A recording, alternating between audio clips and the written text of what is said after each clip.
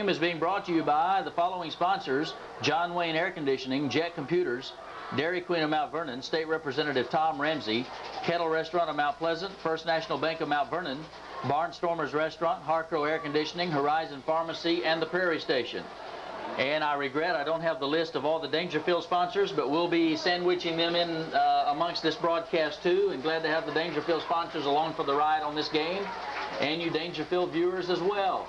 And I think this one is going to be one of the classics of the year, as both teams have been hard at it since the second week of August, and now comes the most meaningful time of the year thus far, the opening of district play, and we're just seconds away from that. That's true, and for you Daingerfield fans, we might have to apologize for maybe being biased a little bit, but we've done the Mount Vernon games all year, and I teach in Mount Vernon, and so my blood runs a little purple. But we'll call it, and we expect to see a good game. We're going to get it underway now. Do the best we can, but if we need a little forgiving, please do it for us. Great kickoff down to the goal line now, and returned by Daingerfield. Big crease to the side. And now it's just a foot race. That's number 32. Number 32. No flags. No 100 flag. yards. That was big 100-yard score, and what a way to start your district contest. And Mount Vernon Tigers find themselves a little short end right now, a 6-0 score with Daingerfield ahead, following about, looks like about 17 seconds off the clock to run that 100-yard dash. Wow. What a way to start a game. This was kind of like last night. If we take a look at the freshman game, there was about 2 or 3 kickoff returns by Daingerfield in the freshman game. So I guess they've been working a little bit on kickoff returns. They figured something out there, but boy, that hole opened up real quick. I mean, you could see that one coming by the time that he got out to the 15 or 20-yard line. This PAT was missed, and so with 11:43 to go in the first quarter, we have our first time out on the field with the score 6-0 Daingerfield. We'll be back in 30 seconds. For a unique dining experience, try the Barnstormers Family Restaurant. From a fresh salad from our salad bar to a big juicy steak grilled to order, or a Texas-sized chicken fried steak, or any of our delicious entrees with fries or a big baked potato topped off the way you like it. And how about our famous fresh homemade pies, by the pie or by the slice? And you can make it a la mode. We're family owned and operated, and we'll make your visit a true dining pleasure. Eat in or out, lunch or dinner. It's the Barnstormers Family Restaurant, Highway 37 in Mount Vernon. Well, welcome back. Boy, it didn't take the action long to get started here tonight, Robert Taylor. 100 yards and 6 points without either offense being on the field yet. Well, nobody got a chance to sit down, and there's already 6 points on the score, so this could be a wild and lively game if that's an indication of what's going to happen tonight. Got to be a flashback to the Paul Pewitt game for the Mount Vernon Tigers. They scored on the second play from scrimmage, and you thought, uh-oh, here we go. But Mount Vernon showed a little intestinal fortitude that night, came back and pulled out the ball game late, and hopefully that's what they have in mind for this one tonight if you're looking at it from the Mount Vernon point of view. That's right. Well, Dwayne Wallace took that one, and well, what a run. I mean, he got down here, he started up the middle, and he found there's a big wad of people, cut it to the outside, and there was nobody there. No. And then it was a foot race. Here's the kickoff to Mount Vernon, taken at the 8-yard line, and here come the Purple Tigers right back up the middle, and that's Bass taken down at the 26-yard line. Blake Bass on the return gets about 18 yards on the run back, and so the Purple Tiger offense, even though they deferred the kickoff to the second half, turns out to be the first offense on the field tonight. That's right. We'll see what happens now. Coach Roten's looking to see if there's a little more consistency in the running offense to sustain some drives. We've had some movements last week. We just didn't culminate them all off in nice touchdown runs. Darrell Preston leads the troops up to the line of scrimmage. Starting in the fullback is Cedric Sims, the tailback, almost fumbling the ball. Stacked up at the line of scrimmage, I believe, is James Martinez. Let's check that to be sure. No, it's Jeremy Smith. Jeremy Smith on the carry gets nothing. It's like back to the line of scrimmage. Yeah. If that much. So feeling the middle of the line sure didn't turn out very much yardage right there. So Coach Roten will try to find if he can see another dent in the defense. Again, Daingerfield starting tonight's district opener with a preseason slate of 5-0. Mount Vernon coming in 4-1.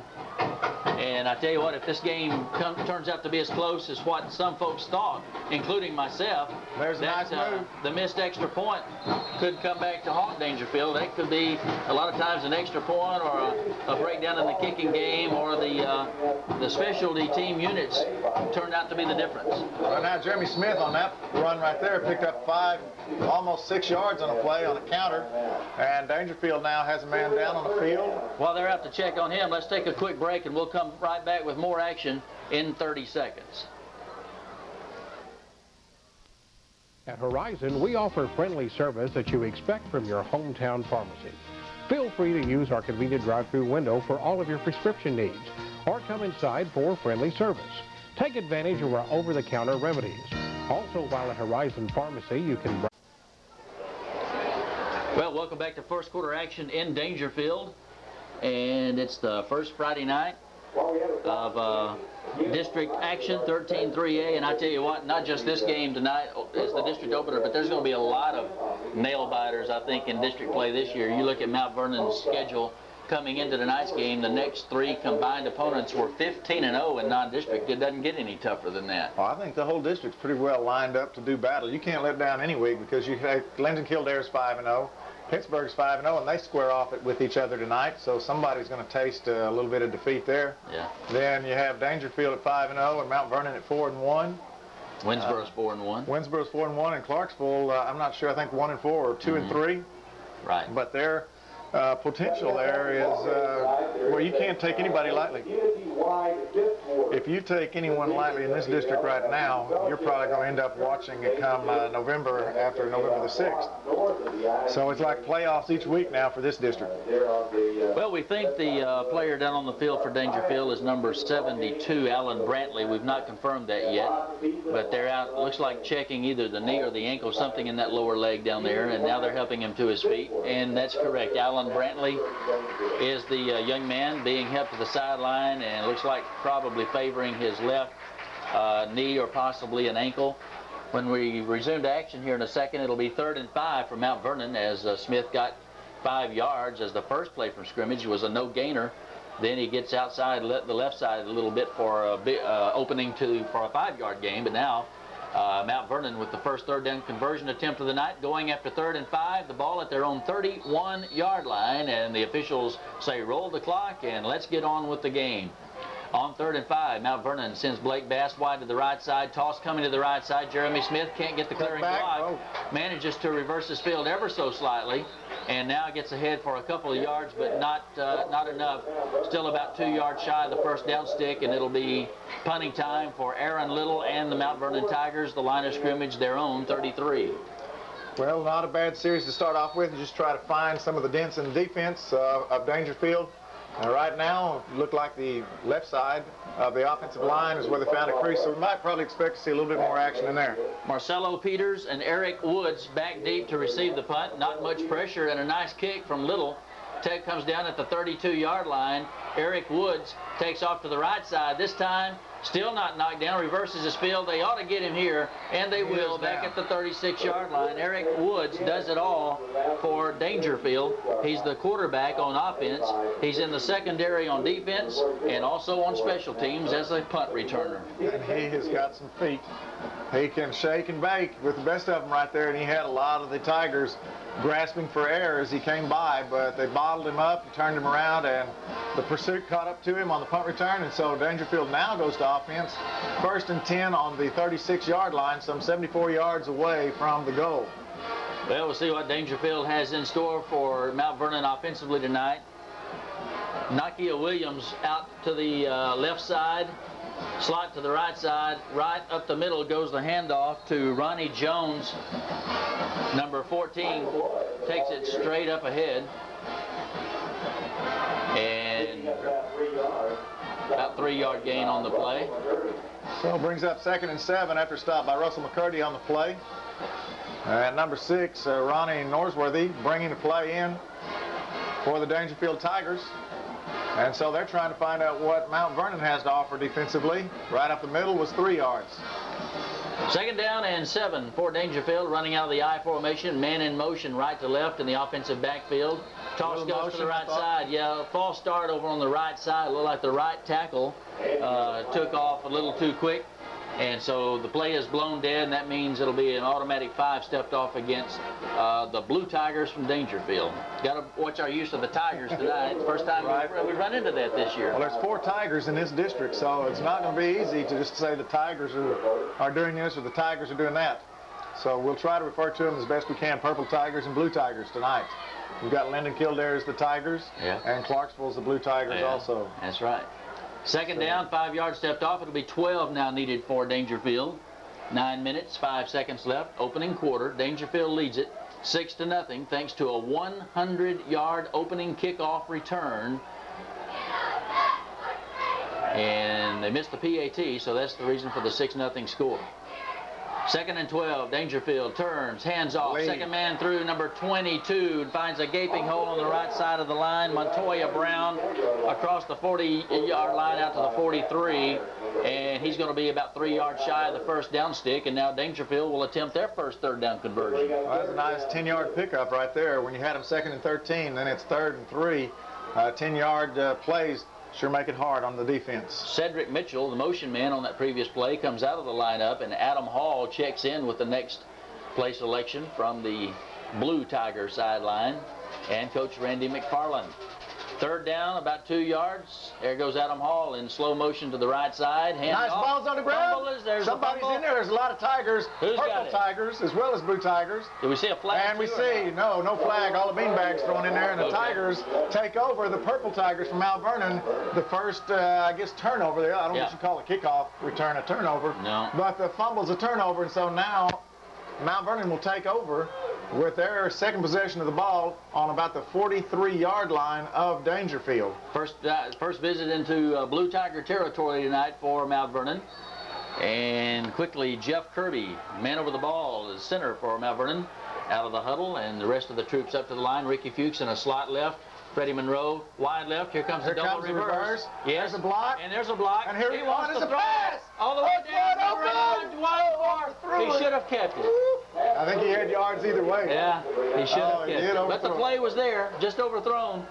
It was good either way. Only there was one thing out of 3 bad that could have happened, and that's what happened, and that was an incompletion. Oh, but what an arm.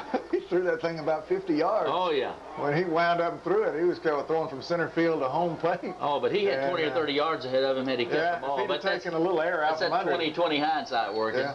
Little air out from under the ball, I think that would have been 6 points. I think it had everybody fooled on all sorts of the plays. The reverse looked like it was good for about 8 to 10 yards anyway before they caught him.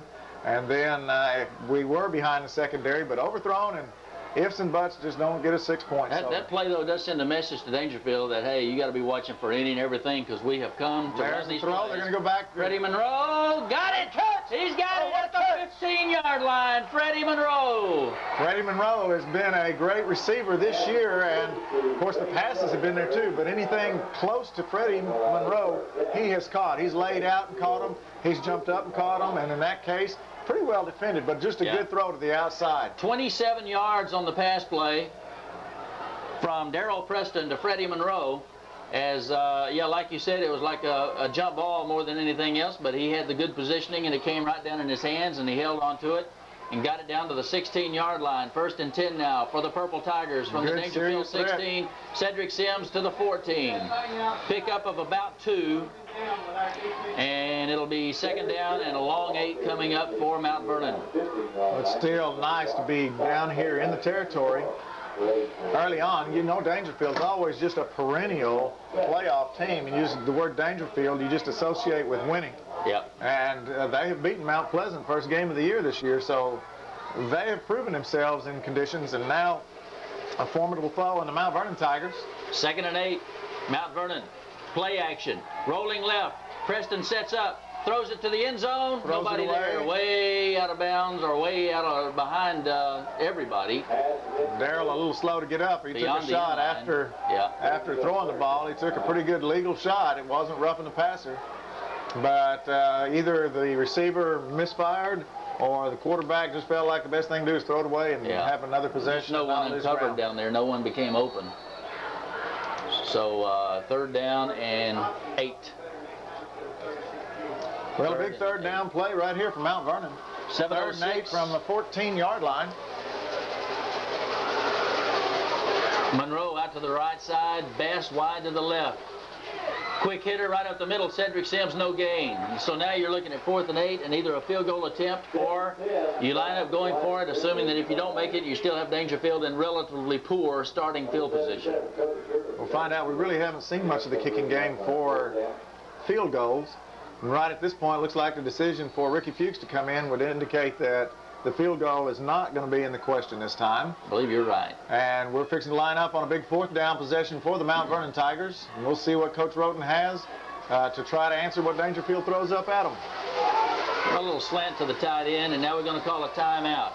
So with 6:28 to play in the opening quarter and Daingerfield leading 6-0, Mount Vernon opts to call a timeout, so we'll take a 30-second timeout with them, and we'll be back with more first quarter action after this message.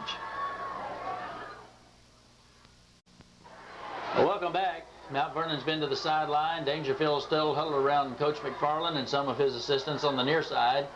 And we're about to resume action with Mount Vernon looking for a 4th and 8 conversion here. And I think you pretty much have to assume that they're going to the air, but do you run a little flare pass? Do you run a little slant toward the post? Well, running out of the power I. Coming out of the power I come the Mount Vernon Purple Tigers. 3-step drop, going on a fade pattern to the end zone. Flag. Flag in the end zone, and that should be an automatic first for Mount Vernon. Daingerfield coaches over here saying, no, it's too high over his head, not catchable. I don't think they're going to get that one reversed. No, I think it was catchable if he hadn't been bumped. It's questionable. I mean, you really can't tell. He could have dropped it if he'd gotten there, or it could have been over his head. But the officials over now are talking about it. We'll find out. Could be waved off.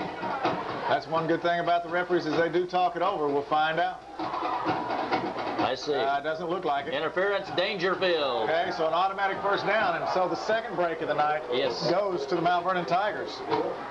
That's what you got to have, a few breaks along the way, and then the second thing is cash in on them. That's right. So this will bring half the distance. Well, that's inside of 15 yards, but I think that half the distance is going to take effect instead of the point of the foul. Maximum you can get is a 15-yard penalty, but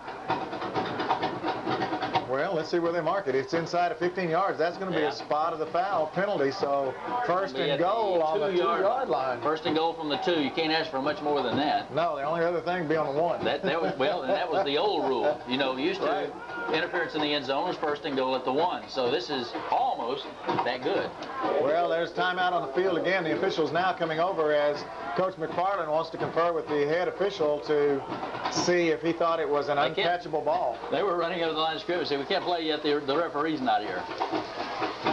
And 6:23 to go. And yes, like Robert just said, second big break of the night for Mount Vernon as this drive started back at the Daingerfield 43-yard line after the Blue Tigers had coughed it up on a running play. And now Mount Vernon gets the offensive or the defensive pass interference call in the end zone. And now Mount Vernon has 4 cracks at it from 2 yards away. And of course, you would expect the Daingerfield coach is a little upset with the call. The Mount Vernon coach is real excited about the call. You just can't replay them at this point, but you can get the instant replay and you can go over this. You know, maybe this is a big break, turning point in the game. We'll never know right now until the outcome of the game. Maybe a turning point, Robert, but this early in the game, I don't think that play is going to decide the winner right yet. There's still a lot of football to be played here, and if you still play your game plan, regardless of what team you are, you'll be all right. Touchdown, Mount Vernon Tigers. Quarterback keeper, and there Darrell Preston just takes it over with his left tackle, and really not a whole lot of resistance over there. No, I think Mount Vernon lined up that power I, and all they've shown all year long is that the power I right is they are going to run power I off the right side, and the quarterback will keep it and roll to the right some. This time everybody went to the right, the defense went with them, and he just ran right off behind Russell McCurdy as he folded down on the defensive ends and tackles. Right now the extra point, Blake Bass. Looks good to me. It's good from here. It's not pretty, but it's over. A little bad handling on the snap, but there wasn't much pressure put on by Daingerfield for him not to be able to get that extra point off. So Mount Vernon now with 6:19 left to go in the first quarter takes a 7-6 lead following a couple of breaks. A fumble by Daingerfield on about the 40-yard line. A pass interference call on a 4th down and 8, putting a 1st and goal at the 2-yard line. And then, like you said, Mount Vernon cashed in on the breaks.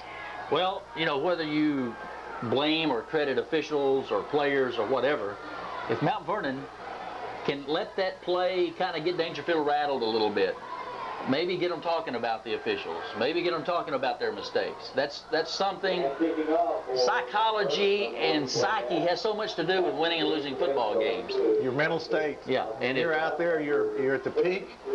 You're going to execute well. If you're a little bit down, either on the referees or yourself or your teammates, that little edge sometimes is enough to get you blocked and lose the ball game. So and they need a little help that way because, like you said earlier, they're playing a very experienced football team. They're playing a tradition-rich football team. They're playing a good team on their home field that it's hard to win on. And you need some things like that to go your way to help give you a better chance of pulling off, I guess if you want to call it, the upset. Well, we'll find out what happens on this kickoff. The last time Mount Vernon lined up to kick off, it was 100 yards later and see you later, and it was the first 6 points for Daingerfield. So we'll see. There goes another deep kick. This one will go to the goal line, taken at the 8-yard line.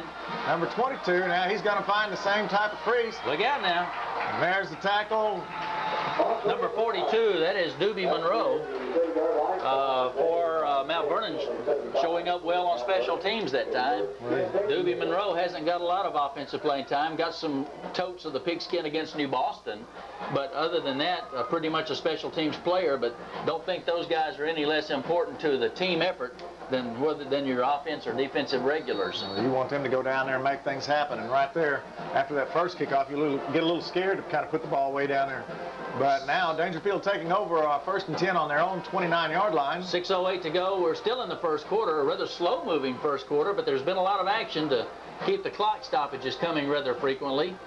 And now, men in motion to the right. Dangerfield going to the airwaves. Eric Woods to throw it down the middle. Got a man, but it's too deep. A little too long. Over his head. The intended receiver down there, number 30, Nakia Williams. And it was about 5 to 7 yards too far past him. And that was... Brian White on the coverage. Yes, but a nice throw as we saw the potential of Eric Woods' right arm. Well, you also see the potential of Nakia Williams as he's... I mean, at the start when I saw the pass being thrown, he was right side by side. Brian White was with him, but he started pulling away just on sheer speed. Yeah. So a little bit less under that ball, and it could have been another long run, too. 2nd and 10, Blue Tigers from their own 28-yard line. Play action. Quarterback wants to keep it this time. Woods will be taken down for no gain at the 28. Maybe lost a yard.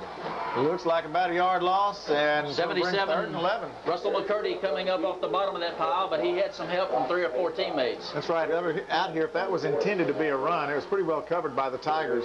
If it was a pass play, it just never developed like it should have. 3rd and about 10.5, 11 yards now, and probably, from what they've shown us on this series of downs anyway, you think Daingerfield probably will take to the airways again. That's right, number 22. He's dangerous when you get him back there. If he scrambles, he's got the speed and the moves to be able to elude some of the tacklers, so you have to keep him covered up and force him to throw. Daingerfield has everybody in tight across the front this time. Starting with the power I, put a man in motion. Here comes the option play. Bang! Oh, the quarterback. Bang! Eric Woods is taken down radically at the 26-yard line. Cedric Sims. On the back side. Oh, my goodness. Also, Matt Mayer on the front side. That was the sandwich, and that was sniffed out in a hurry.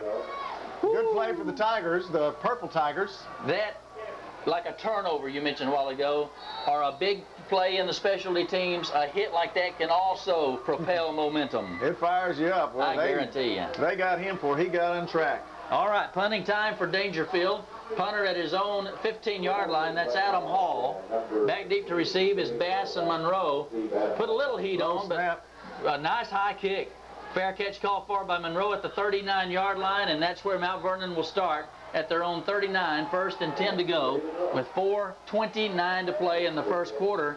And Mount Vernon right now playing good football. They are. only mar to the game so far tonight for them was the 100-yard kickoff return. But needless to say, Daingerfield still playing a good game too. The turnover they had on a fumble and the pass interference led to the score for Mount Vernon. But Mount Vernon had a good pass play in there, so we'll see what happens on this series. First down and 10. Purple Tigers wide out set to the left side. Here's the turnaround handoff. James Martinez tries to get to the outside, gets out there for about 2, and then Daingerfield's number 2 comes up. It's Shelton Williams from his defensive end, plays it nicely, holding what could have been a big gain to a gain of only about 2.5 or 3 yards. I didn't see him. As I saw the play develop from this angle, it looked like we were going to have about a 5 or 6 yard gain, and all of a sudden somebody reached out from a low vantage point and pulled on those shoestrings and pulled him down. Blake Bass set wide to the left side. Fuchs slot to the left side. Hit in the backfield is Martinez, and he's taken down for a 3-yard loss on the play that gets the 3 yards back. That's David King. David King coming up from his position and almost was there before the handoff, and so a loss of a yard, and here comes 3rd down and 9 for the Tigers. 3rd and 9. Purple Tigers have had that passing game working all year, including so far tonight, as it's been fairly successful, and let's see if they try it now. But the main thing going for Mount Vernon so far in this one has been field position, thanks to the turnover, and now they managed to hold Daingerfield on 3 and out and got the punt back in decent field position. So they got some field to work with. Back to pass Preston, looks across the middle, too tall, and it's almost intercepted at the 30-yard line by Daingerfield's number 5, it is back there, Cedric Mitchell, and so it'll be punting time for Aaron Little once again. Well, it's not bad. Better than an interception. 4th down coming up. Aaron Little has had a pretty good year when punting the ball. Aside, he had 1 block last week. Of course, poor handling of the ball, being wet, whatever. That part that we want to eliminate tonight. And on the first attempt, a good snap. This is a good snap. Again, Beautiful. Nice kick turned over, a spiral. Take it at the 12-yard line. Trying to get a wall of blockers, not this time. Number 31 for Daingerfield. That is Marcelo Peters. He's back up to the 27-yard line, so he gets a 15-yard run back, having fielded it at the 12. And Daingerfield's offense comes back out with 2:56 to go in the opening quarter. That was a 48-yard punt. Nice That's kick. A nice punt. Had nice, good points for style on it, too. Style, hang time, everything. It was just that we didn't get down there and cover. I think he didn't receive a whole lot of pressure up front. I think Daingerfield's holding up at the line of scrimmage, trying to allow the receivers a chance to get moving and find a crease as they come up. 1st and 10 from their own 27.5-yard line. Daingerfield offense back to work, trailing by a point, 7-6 to Mount Vernon. Flare pass out in the right, went for the ankles and missed as the receiver just stepped over the tackle of Blake Bass back there. And Cedric Mitchell, number 5, has it up to the 43-yard line. So nice play, well executed that time by the Daingerfield Tigers as they get about 15 yards and a fresh set of downs at their own 43. It was a nice move. Blake Bass coming in, thought he had a chance to knock those legs out from under him, but the young man had a good sense of balance, kind of high-stepped him a little bit. 15 yards later, and like I say, they start over 1st and 10. From their own 43, Daingerfield on the move offensively, hands off to Montoya Brown, gets about 3 yards up to the 47. Going back to now with a fresh set of downs, going back and try to see if they can dent the defensive line again and maybe take some of the pressure off their quarterback. So 2nd and 7, still the bend and break philosophy with the Mount Vernon Tigers on defense. They'll allow you 2 or 3 yards, and then somewhere in there you're going to make a mistake, and then you're going to have to punt the ball away. Well, they managed to get the ball knocked loose one time for a fumble recovery, and you'd hope that you could pull that off another time or two sometime during the game. And we have timeout called, and it's called by Daingerfield. So they'll be charged with a called timeout here with 1:59 left in the first quarter. And we'll take a timeout too, and we'll be right back in 30 seconds. Thinking about getting together with friends after the big game? Why not come to the Dairy Queen in Mount Vernon, where they know how to treat you right? Stop in and sample some of their family atmosphere and friendly service. and visit a place that's synonymous with good food. They also have a drive-in window for easy takeout orders. If you're looking for a way to show your sports heroes how much you care about them, take them to the Dairy Queen in Mount Vernon and leave the cooking to them. Dairy Queen in Mount Vernon, treating you right for... We got a minute 59 remaining in the first quarter. Daingerfield has called this timeout, and not sure why they would choose to call the timeout right there, but obviously they had a good enough reason. But it's 2nd down and 7, and the ball at their own 47-yard line. So they must have spotted something they needed to discuss or talk over. Well, after talking it over with Coach McFarland, the Daingerfield Blue Tigers return to the field, and we'll find out what their 2nd and 7 play is. Might have been confusion bringing the play in, that it didn't sound like the right formation with the right play. Anyway, here they come. Daingerfield Blue Tigers up to the line. Starting with a power I, usually will put a man in motion. This time, yes, they do. Adam Hall is going to be play action, looking to pass.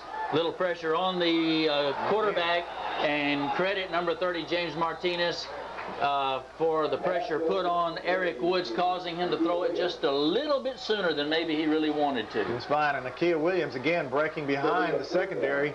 And it's not because they don't see the pass coming. It's just that Nakia Williams has enough speed that he can run by the secondary. If the quarterback's going to have time later, and he still has the speed or his legs up under him, they don't tire, things could happen for Daingerfield that would be a negative factor for the Mount Vernon Tigers.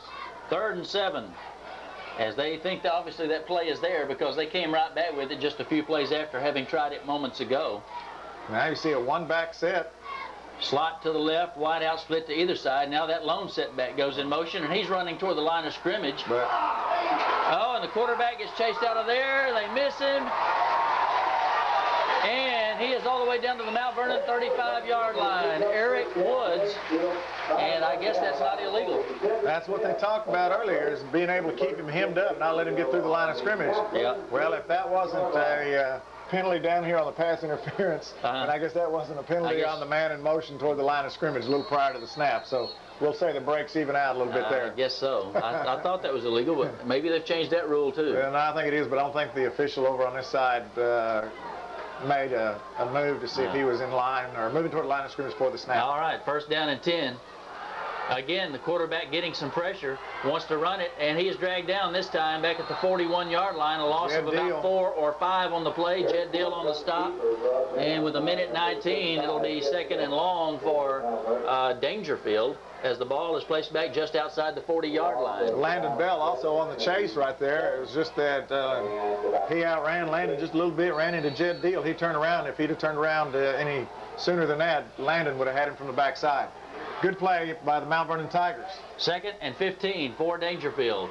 Nose of the ball just at the 40-yard line of Mount Vernon. Daingerfield looking for the go-ahead score. They trail it right now late in the first quarter, 7-6 our score. Daingerfield. Oh, nice play there, but Montoya Brown gets around the would-be tackler, turns it up. He could score. He will score. He does score. Man, he's quick. Woo. That is speed to burn right there. Speed to burn. A nice play, a pitch over there, thought for a second, and Mount Vernon had it sniffed out. Beautiful read. Couldn't get a hold of the legs, and Montoya Brown, after that, his legs were moving. A couple of shake and bakes down the field, and with 35 seconds left to go in the first quarter, Daingerfield regains the lead at a 12-7, and now will line up to go for 2. And we'll find out if the play they have called is similar to the one they just had. A nice play out there. I mean, he just had some speed. That's one thing that Mount Vernon doesn't have, is the pure speed that you see right there. Yeah. Lined up in the power I formation. We'll see what they come up with. And too much time. Too much time. Looks like delay of game on the extra point. So when it was blown ready for play, they still have just 25 seconds to get your extra point play in, and they exceeded that time limit, so now it makes it a little tougher with a 8-yard extra point try instead of 3 yards. We'll find out if they change the play up or not. Yeah, on that touchdown, you just got to give Montoya Brown some credit. Mount Vernon had shot the gap on the stunt and had read it beautifully. They stunted right where the play was going. but he bounced off of that tackler, and after that, it was just turned on the afterburners and outran everybody to the end zone. Made a couple of moves down the sideline. Good. Here we go, out of an I formation and a wing right. 2-point conversion. Run the option. Wants to throw it. And he's not. No. He's knocked down. Nice play by Darrell Preston, number 12, as he intercepts it in the end zone. And so the try for 2 fails for Daingerfield, but they regain the lead now, 12-7, with a mere 35 seconds left to go in the first quarter. We'll keep it right here till the end of the quarter. We'll be taking another timeout then, but like you say, that touchdown run by Montoya Brown, for the first time tonight, we really saw his speed potential reached, I think, as that's the fastest, maybe the fastest back we've seen to date. Well, Paul Pewitt had some, but it's like we've tried to say before all year, Mount Vernon just plays real good defensive scheme, and they're not blessed with just pure speed that you could outrun somebody in a 100-yard dash. No. But what they do play is good technique, good responsibilities, and we also know that if somebody gets outside us that has speed or breaks to the secondary or through the secondary, we're just not going to catch them. We're not going to be in that game. And that's kind of what happened there. We had a good play. We just missed the tackle. But when he got to that sideline, then the angles were taken away, even though we had probably pretty good angles to try to catch other backs. They were pretty much taken away from us. Yeah. Well, Daingerfield will be kicking off now from the south end of the stadium here at Mount Vernon. Again, only 35 seconds left to play in the first quarter, and boy, this quarter has taken a while to play. Well, it seems like it. There's a lot of action. We've been here a good while, but looking at it, we're still relatively early in this football game. That's right. Adam Hall teeing it up, and the kick goes Comes to sailing the off. sidelines. Should go out of bounds, and will it? Out of bounds barely. Yeah, just barely got the chalk. That was a strange hop on that ball. Yes, it did. I thought it was fixing to hit sidelines, bounce out of bounds, and keep going, but it kind of hung the sideline a little bit, and when it touched the chalk, we're fortunate because that thing was back in bounds around the 2 or 3 yard line, just a couple inches further to the right, and Mount Vernon would be in a deep hole trying to get out from about the 2 or 3 yard line because there were a lot of Daingerfield Tigers headed down that left sideline and had their eyes set on taking Freddie Monroe to the ground. All right, so Daingerfield will have to tee it up and tow it out of there again, this time from 5 yards further back at the 35-yard line. And so another time-consuming event here as we get another kick. They did take 6 seconds off the clock, though I guess now the clock starts upon the kick of the ball. And so Adam Hall marks the step off for a second time. The whistle's blown, and when he's ready to approach the ball, the action will take place. And here he comes now. And this time a high kick, relatively short. 2 people running into each other, and the ball's down on the ground. Somebody better get on. I don't know where the ball is right now, but there's a lot of action down there. Well, fortunately for Mount Vernon, James Martinez managed to recover it, but just in the nick of time because there were a couple of Blue Tigers making a beeline for that pigskin. Well, it looked like lots of bad things could happen as Freddie Monroe and James Martinez collided on trying to receive the ball. Sometimes like that happens, everybody bounces off and the ball stays right there in the middle. Well, the line of scrimmage will be the 23-yard line. Mount Vernon back on offense, trailing by 5 now, 12-7. And running out of the I formation, now they split the backs in the backfield. It's going to be a handoff off left tackle, and Daingerfield stringing it out very nicely, and it won't be much gain on there for Sims. Cedric Sims, as the clock winds down toward the end of the first quarter in a 12-7 football game, and that will mark the end of the first period. So we'll take a timeout. We'll come back with second quarter action after these messages.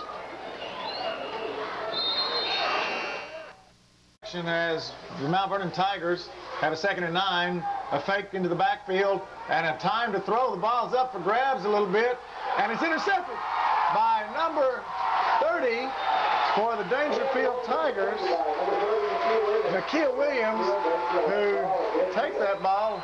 It looked like it kind of slipped out of his hand as he threw it. It was just kind of up in the air for grabs, and Nakia Williams grabs it. So on the first play of the second quarter, Mount Vernon turns the ball over, and so a break on the midfield stripe for the Daingerfield Tigers, who lead 12-7, and with that turnover, look to extend that lead. Well, turnovers are even now, 1 apiece. Mount Vernon recovered a first quarter fumble, and now Daingerfield pulls off the INT. Brett Randolph, the intended receiver on that play, but like you said, the pass just wasn't a real pretty one, and Randolph never really was in a position to bring that one down. Now Daingerfield out of the I formation, a quick step and a pass. Same thing they tried to do before, and then brought him down on a nice tackle that time by Freddie Monroe. The quick pass that they had before that was good for about 15 yards back in the first quarter. They tried that one, and it was good for about half a yard, or we'll give him a yard on the play. Yeah, that was the best that we had defensed that one all night.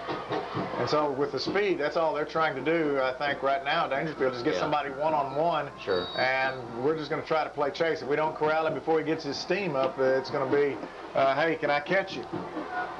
So 2nd down and 9 for Daingerfield, just inside the Mount Vernon end of the field on the 49-yard line as they come with a power I formation, a man in motion.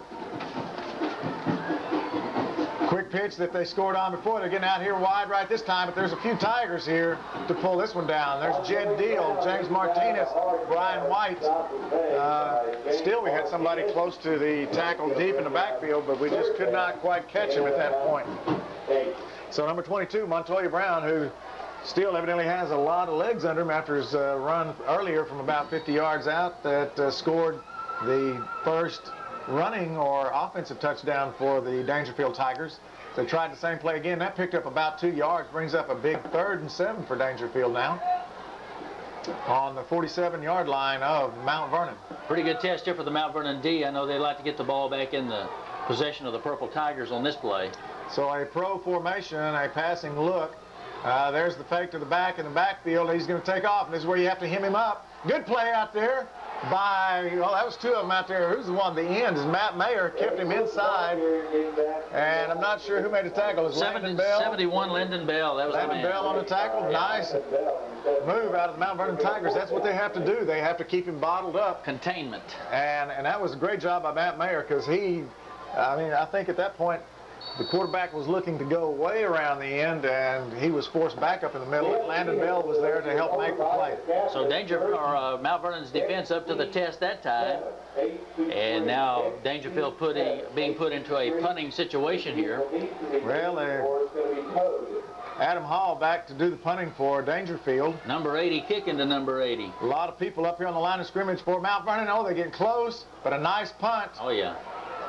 Fair catch on the 10-yard line. It was a 40-yard punt.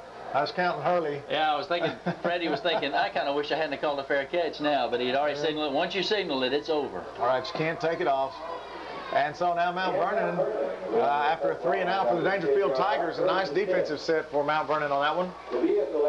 Mount Vernon now takes over on their own 10-yard line, so they've got to make sure that they don't do any turnovers, anything at this point, and give Daingerfield an excellent opportunity to cash in on something. 90 yards away, Mount Vernon capable of doing that drive. They have 9 minutes and 20 seconds left in the 2nd quarter to do it with.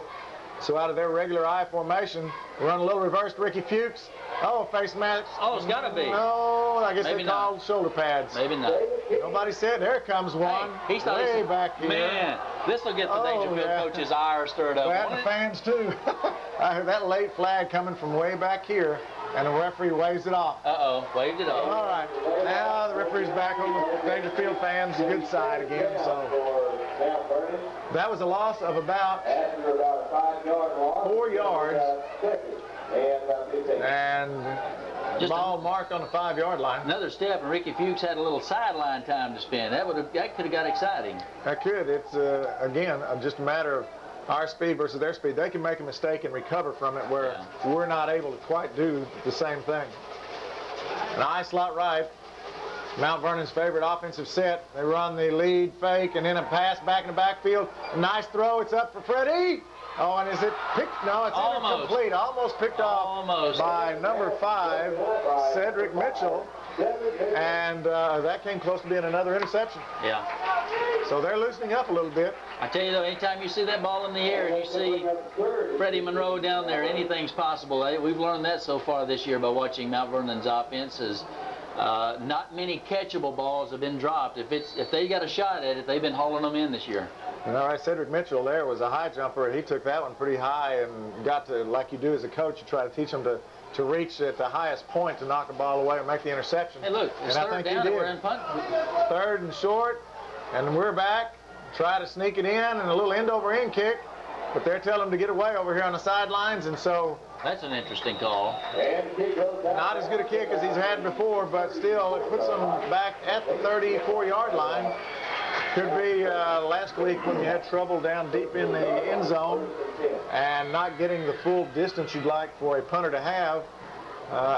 Maybe with their speed, too, that they would come rushing, and maybe the speed, it felt like with the snap and the kick time, they get it on third down before they have a chance to put all their big speeders in there and block it. So not bad. It still comes out with pretty good field position, 34-yard line, so you're talking about a 30-yard punt, but the effect is no run back, and you force them to take the ball and snap from the line of scrimmage. But excellent starting field position for the Daingerfield Tigers now. That's right, out of their I formation. Too tight, the ball on the ground. Ooh, that's he can make some things happen out of a busted play. Yeah. Right there, the ball on the ground could have been a big turnover that the Tigers, Purple Tigers, would be looking for. And so, second down, he even gets a yard, almost a yard and a half, 2 yards out of that. That's Eric Woods. He's mishandled a snap from center. He'll take that off of a but it's a favorable bounce for him. It bounced kind of right back up to him as he was looking for the ball. And he was able to fall forward in a scramble and get a yard and a half, give him 2 yards out of it. So call it 2nd and 8. It's a long 8 to go for Daingerfield out of 2 tight ends and a flanker to the right. Just the lead play inside, nothing going there hardly for Daingerfield. Pick up about 2 yards. Number 22, Montoya Brown, trying to go inside now with a lead block from Ronnie Jones, but to no avail. 3rd down and 5, pick up about 3 yards. A big 3rd down play for Daingerfield at this point to try to sustain this drive when they got excellent field position to start it off with. The ball sitting right on the 30-yard line. Another big test here for the Mount Vernon defense, and they got to feel like that they're getting more than their share of these so far in this game. Well, good teams will rise up to all the occasions. And so out of a power I formation, man in motion. Looks like it's going to be some leads right in here. Just kind of change. There's a set. Nice move right here. Nice hit. Let's see who gets up off the bottom of that. And Martinez. James Martinez and Jeremy Smith, all of them in there on the play. Martinez from his linebacker post really made the initial stick there, and it was a good stick. He was. He didn't move forward anymore. In fact, he lost about a yard, brings up 4th down. Big call, whether this is 4-down territory for Daingerfield at the 31-yard line. I would assume that it would be. Still, if Mount Vernon Tigers hold them, that's pretty good field position for them on the turnaround. You, if I was Daingerfield, I think I would try the little coffin corner kick and put Mount Vernon back in that unenviable position of trying to play out from within the 10-yard line again. Well, we'll see. It's a pro formation, and high pro right. Option to the left. The quarterback has got to hold him there, and he's still got the shake and bake. He didn't get there. Did he hand off? It looks like they gave the ball to the fullback. Yeah, he did. 14. That's Ronnie Jones, but we're going to find out. No. It ought to be interesting. The spot is going to be about a half yard short, I think, and that was 4th down.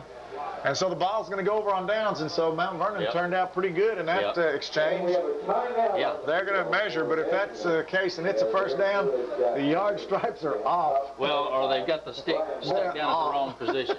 They're off. If this is a 1st down. That would be a 9-yard 1st down. It would be. 9.5 anyway.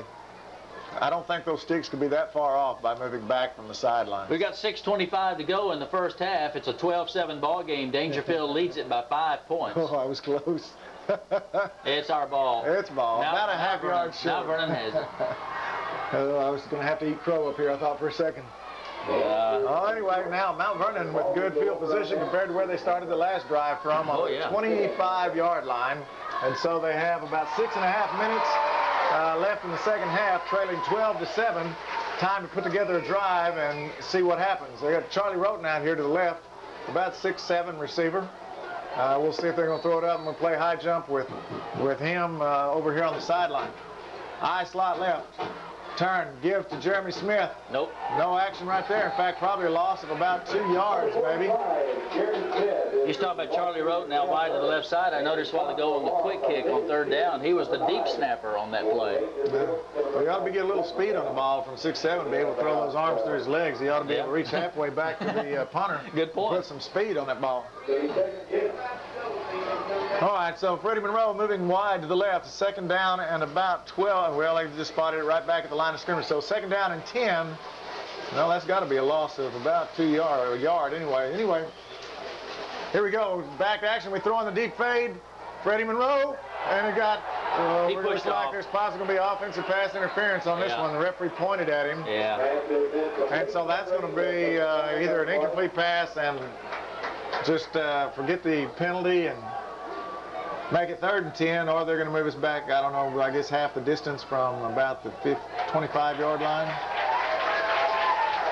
That could be one they would decline.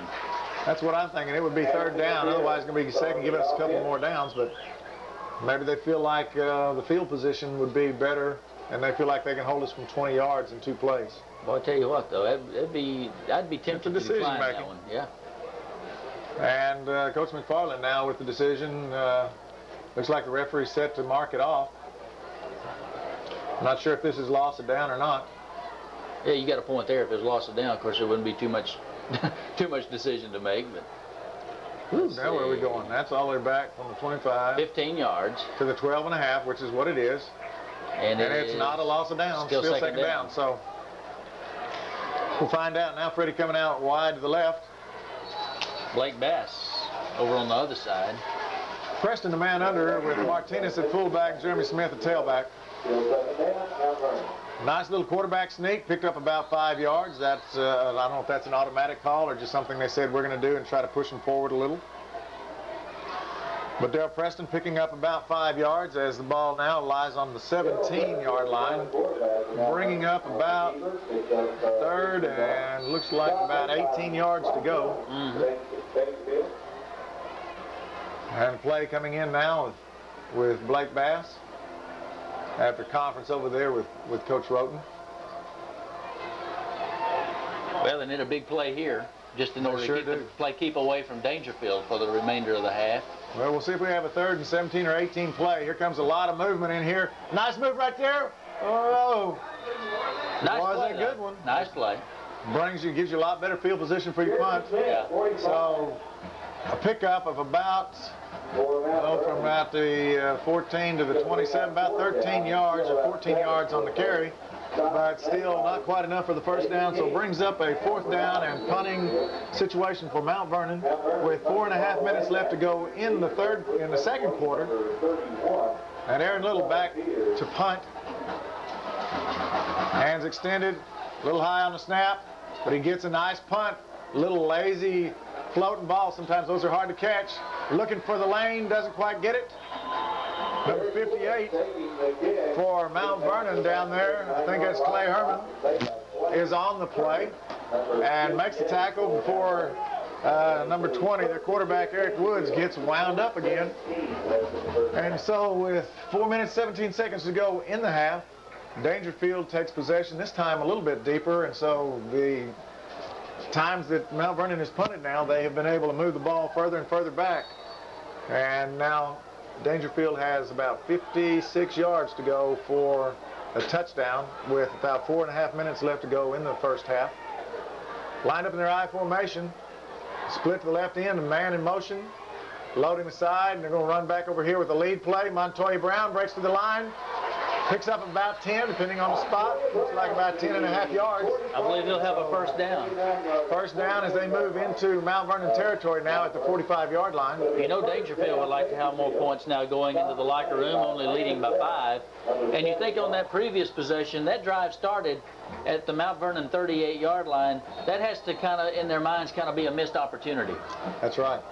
And now they're going to have to come back from a little bit further back and try to see if they can cash in on the exchange of possession.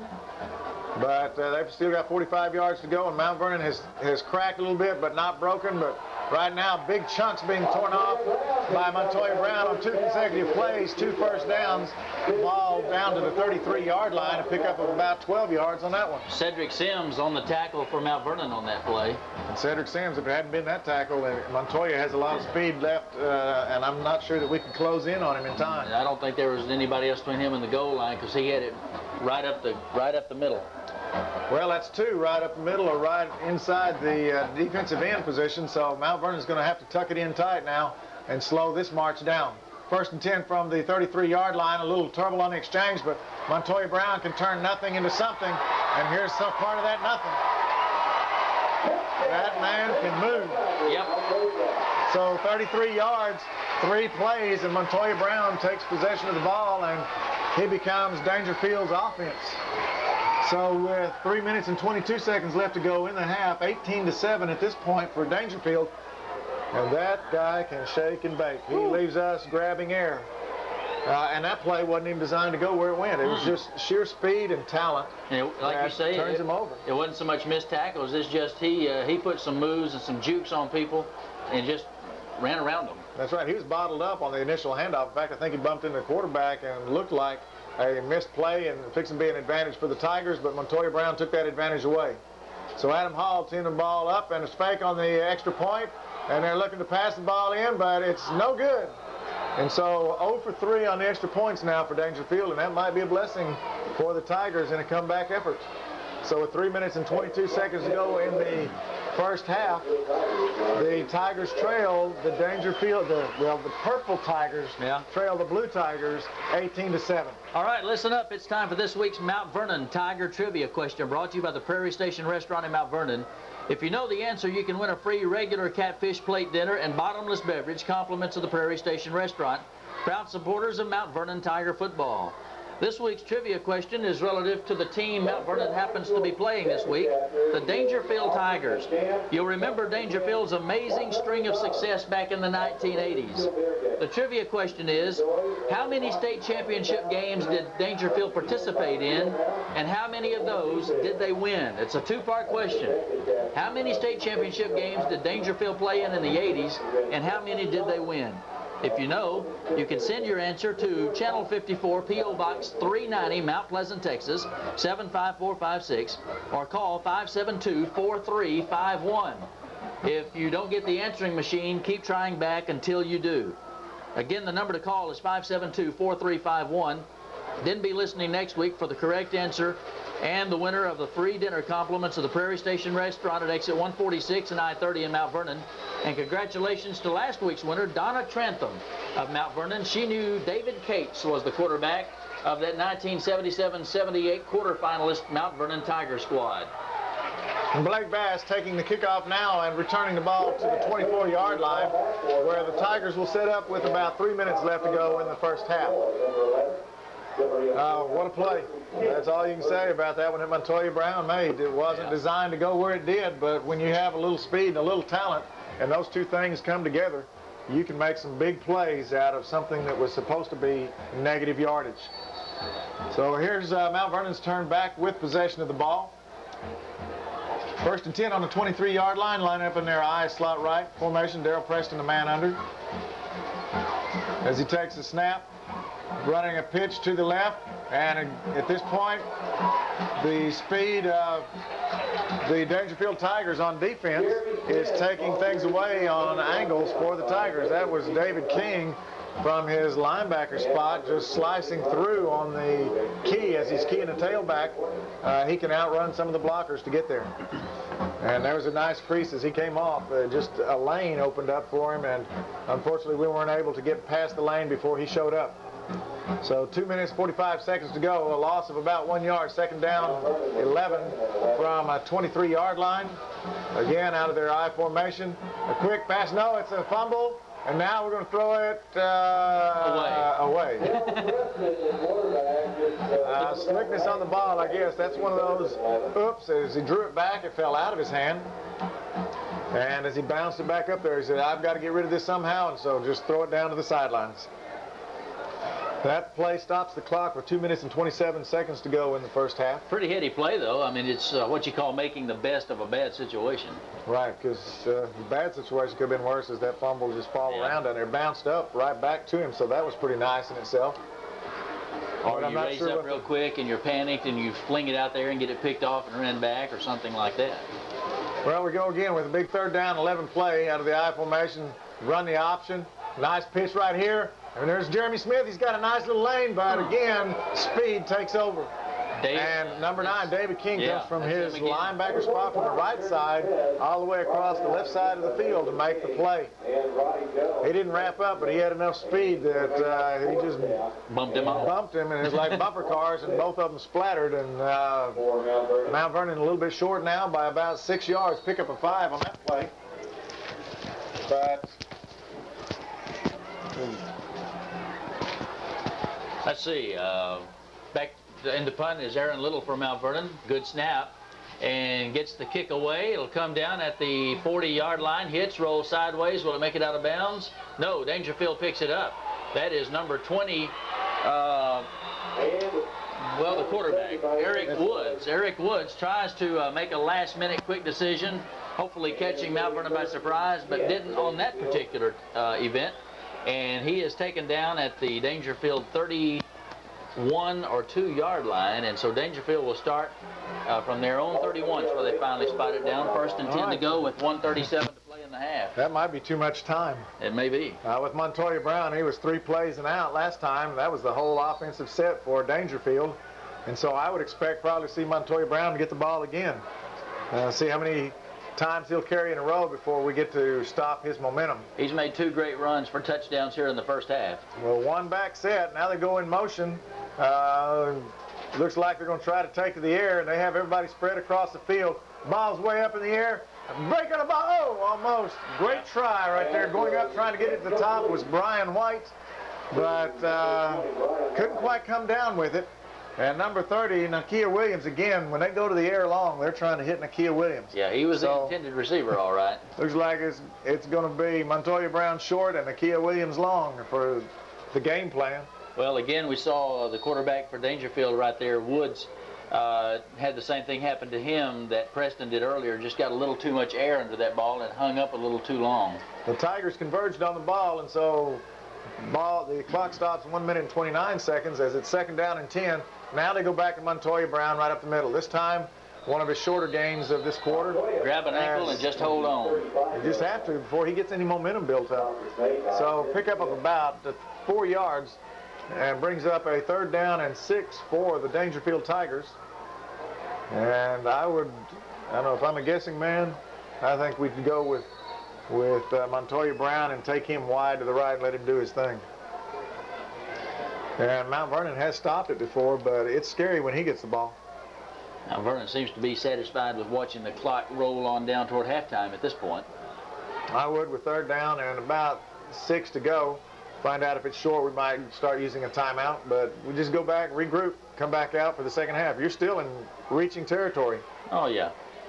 There's the pitch. Oh, that could have been close to trouble. Yeah. That ball was up there, and if he'd been hit a half-second earlier, that ball could have been on the ground, and that would have been big trouble for Daingerfield. It could have bounced right into the Tigers' hands.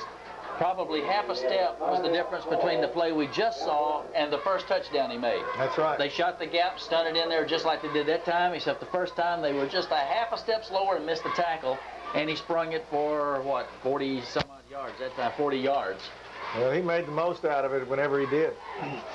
Mount Vernon takes their last time out of the half now, and 4th down and about 9 to go, so a loss of about 4 yards on that play. Smelled out nicely by the Mount Vernon Tigers, and was close to being another turnover. You know, that's those ifs and buts, and been nice to have the turnover, but it's better that he goes down even with the ball than he does with what he can do when he gets around you.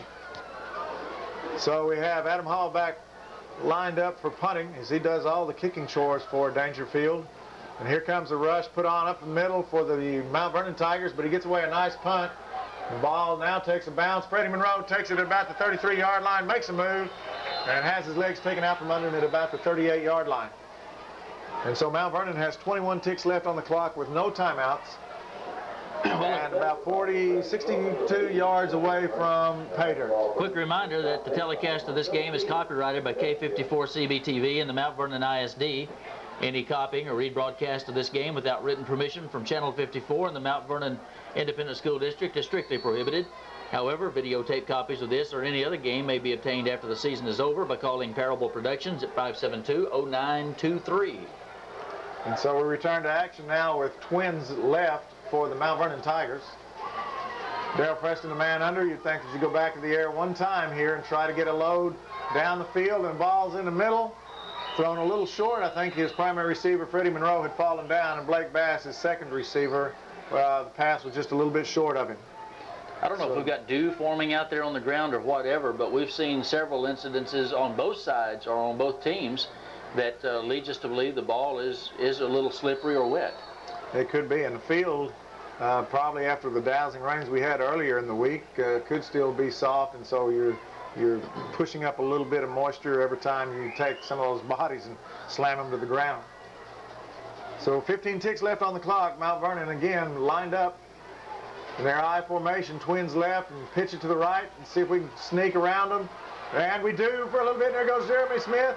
And we find out we got to line up real quick and down the ball for 7 seconds. You've got to line up and spike it. Oh, first down. And the clock stops, but you have no timeouts left, so you've got to line up real quick. No? Will I swear? They call a timeout. That was a 20-yard run for Smith and Mount Vernon. That referee made the call last time, like they usually do, with pumping the arm down, indicating timeouts were used up. And I didn't think we had, but with his signal, I thought we had no timeouts left, and sure enough, we called one, and he says, okay, we'll do it again. That was their third timeout. Well, a nice run there that almost, I heard some of the coaches down at the opposite end of the booth from us, the Mount Vernon coaches, saying if only he had cut it back. And it looked like from up here, that had he cut it back, and made one more move, he might have been able to spring it. Well, that's a nice play. You have 7 ticks left on the clock. Now we come out with the trips formation to the left side. You are in shotgun formation. So we're spreading Daingerfield all over the field also. And only a 3-man rush, so it should give him a little bit of time. And some of that time's taken away. And there's a throw and out of bounds as the play ends for the first half, and Daingerfield goes to the locker room enjoying an 18-7 lead, and we'll be back for the halftime performances following these messages. Half here, and this game is being brought to you again by Kettle Restaurant of Mount Pleasant, by Jet Computers, Prairie Station Restaurant, Horizon Pharmacy, Harco Air Conditioning, Barnstormers Restaurant, First National Bank of Mount Vernon, State Representative Tom Ramsey, the Dairy Queen of Mount Vernon, John Wayne Air Conditioning, and by several other Daingerfield sponsors. And there's the opening kickoff taken as he's falling down at the 17-yard line by James Martinez. And that's where Mount Vernon's offense will start out 1st and 10 to start second half action. And Mount Vernon trying to overcome an 11-point deficit as we kick off the second half here. 18-7 our score.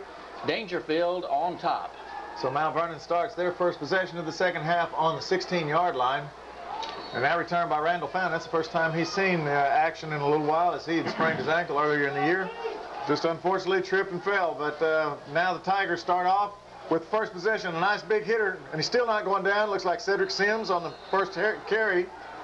A pickup of about 9 yards. Well, that's Jeremy's. I still think that was Cedric Sims. I believe you're right. But anyway, it's a 9-yard gain, and so on the first play of the second half, nice yardage for the Tigers, the Purple Tigers. As the Mount Vernon Tigers come up to the line, looks like they've unbalanced the line to this side. Running the option down that way, gave it to the fullback. He's still driving his legs. A lot of blue Tigers over there. But good leg movement and drive by Cedric Sims this time, and the referee signals stoppage of the clock, so evidently a first down gain. Well, I think the first thing we see is the Mount Vernon Tigers have not thrown in the towel and conceded defeat by any means. Well, when you're only down 18-7, you've played pretty well, and only 2 big plays really keep you out of the game. The 100-yard kickoff, or not out of the game, but the 100-yard kickoff and then the 40-yard touchdown run. It's been kind of the Montoya Brown show. and for the first half, and so Mount Vernon's got to answer to that and sustain a drive, and that would help. Power I formation. Jeremy Smith. Jeremy Smith, the tailback this time, taking the handoff and a pickup of about 4 yards. And these are some of the things the Tigers need to do, is establish themselves early here in the second half. And first 3 plays, they've kind of assumed a little bit of control. A 4-yard gain right there. And that's what we didn't do in the first half. So whatever they did in the locker room, adjustments they were made, or maybe just a little pep talk and say, you can do it. You just got to keep everything going offensively. Nice start to the second half. Again, out of the power I formation.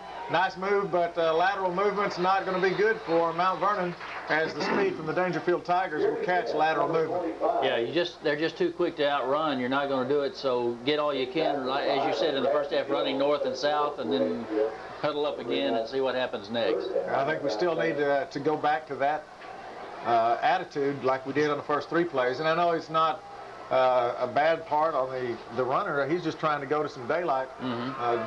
Some of the limitations right now are the fact that backside pursuit out of Daingerfield is probably some of the quickest ones we've seen defensively this year, and we just have to change our way of thinking right now and start heading north and south as we come up now with a big 3rd down and 7 play. And Daryl Preston, big fake, and nice fake, good pass. Oh, yeah. Great catch right there. Brent Randolph on a great catch, a good throw. Nice play. Oh, the fake to the fullback held up the linebacker. They wrapped him up, and imagine the back was just laughing as he was going to the ground, because he had no way to control himself or block. He was just wrapped up, and Daryl Preston stepped, set his shoulders, and fired the ball in there. He had plenty of time, was able to set. Nice reception by Brent Randolph, and so a big 1st down play keeps this drive going on the 42-yard line. I formation, running the option look, again straight forward, and a pickup of about 4 yards, 3 yards, I guess. From the 42 to the 45, pickup of 3, 2nd down and 7. Give the ball to Cedric Sims, and again north and south running. Well, this is the kind of drive, too, that'll chew up time rapidly off the clock, and Mount Vernon will have to become aware of that a little later on, not right now. As we said, the deficit is only 11 points.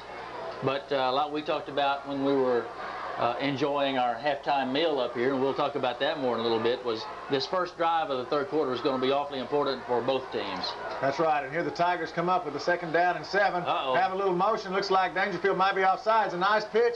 James Martinez with a good head of steam picks up about 3 more yards. Yeah. I think we're going to take the penalty, though, if it does, in fact, go against Daingerfield, as it appears from our vantage point anyway. Yeah, we had a good look right down the line of scrimmage, and Daingerfield definitely was offsides. Now, were they drawn off is the only thing that remains to be settled, and then no, they weren't. There's the signal, offsides, Daingerfield. So, yeah, you take the free 5, save the down, and now you're looking at a 2nd and about 2, which is not a bad position to be in. It gives you a little bit to work with. Now you can come up with 1 try at a big pass play. You're still potentially in 4-down territory if you want it to be. A nice punt would put them deep, but you've got to go to the air if you want to and take a big play and feel like you can come back and pick up 2 yards. And so far this half, that all but 1 play, we have done that.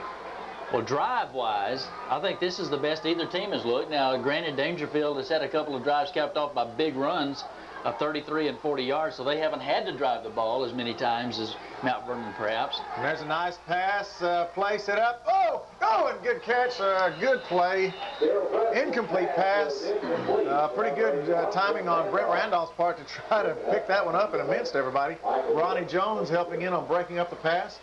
But Daryl Preston on a nice fake, and what we talk about, try to go to the air. You feel like you can get 2 yards on a running play, well, you try the air. Brent Randolph almost came up with a tremendous catch right there, bouncing the ball a little bit. The Daingerfield Tigers didn't look like they were fooled too bad, as they had 3 secondary people breaking on the ball right there. Power I formation out of the Mount Vernon Tigers, and they run the option to the right. Oh, what a break! Right there, Cedric Sims on the run, and just the speed right now catches him up. Great play by the Mount Vernon Tigers. The biggest play of the night. 19-yard line.